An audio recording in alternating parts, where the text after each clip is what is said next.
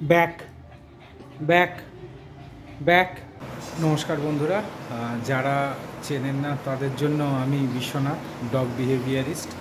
আর যারা জানেন তারা তো জানেনই যে বিশেষ করে স্যারের কাছে আপনারা করুন, ট্রেনিংয়ের দিন। যখন ট্রেনিং হবে, আপনার বাচ্চা যখন ট্রেনিং হবে, আপনি নিজেই দেখতে পারবেন কতটা চেঞ্জ হয়ে যাচ্ছে। Thank you sir, thank you so much.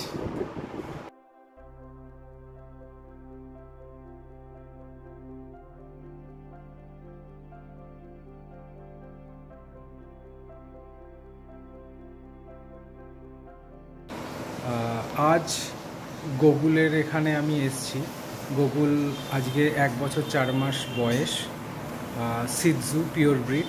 একটা শো করেছে, প্রাইজও পেয়েছে। তো 1 বছর 3-4 মাসের মতো ওর ট্রেনিং হয়ে গেছে।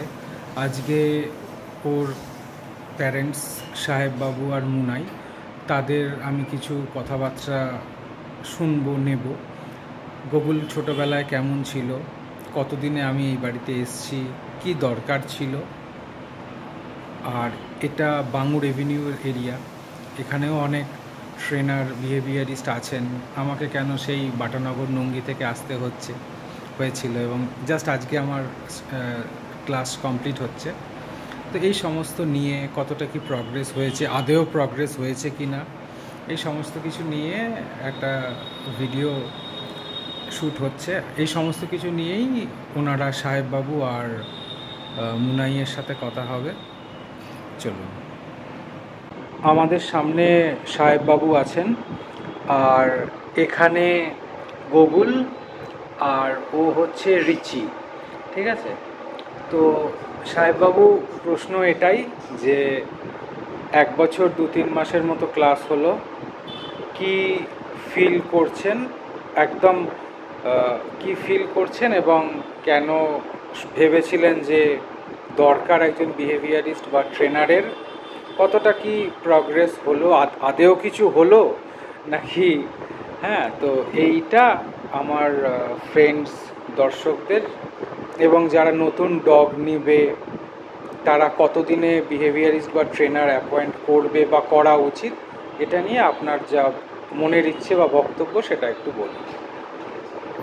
তো আমি প্রথমে স্যারকে ধন্যবাদ জানাচ্ছি, কারণ আপনি যেভাবে ট্রেন করেছেন গুগলকে। প্রথমে যখন এসছে তখন খুবই যেটা হয়, নতুন বাচ্চা একদম কিছুই জানে না। তো আমাদের এটাই ইচ্ছা ছিল, যেহেতু আমার প্রথমেও কুকুর ছিল, তো আমরা কোনো ট্রেন করিনি। তো ট্রেন না করার জন্য কী হয়, কামড়ানোর টেন্ডেন্সি হয়ে যায় এবং কথা শুনতে চায় না। তো এবার কখনো কখনো আমরা বাইরে গেলে বা কোথাও গেলাম, ঘরে থাকতে চায় না, যেখানে সেখানে পটি ইস্যু করে দেয়। তো সেইটা ট্রেন করার জন্যই আমরা প্রথমে টিচার করছিলাম। তো তখন গুগলে সার্চ করতে করতে স্যারের নাম্বার পেলাম, এবং ওনার ভিডিও দেখলাম যথেষ্ট ভালো। তো আমার সেই কারণে তখন ভাবলাম যে গুগলের জন্য স্যারকে ডাকি। তো ক্লাস করার পরে 1 বছর তো ক্লাস হয়ে গেল, অনেক চেঞ্জ। একটা বাচ্চাকে যদি প্রথম থেকে ট্রেন করা হয়, তার ব্রেন ফাংশন যে কতটা বেটার হতে পারে সেটা ট্রেনিং না করা যেতে পারে না।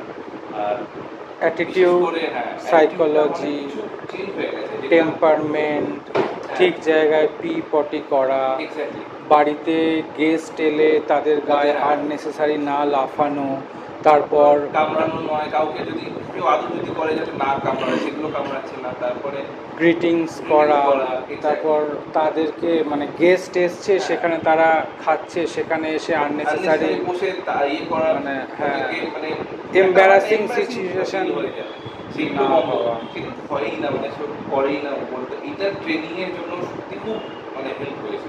তো আমি সবাইকেই সাজেস্ট করব যে বিশেষ করে স্যারের কাছে আপনারা করুন, ট্রেনিংয়ের দিন।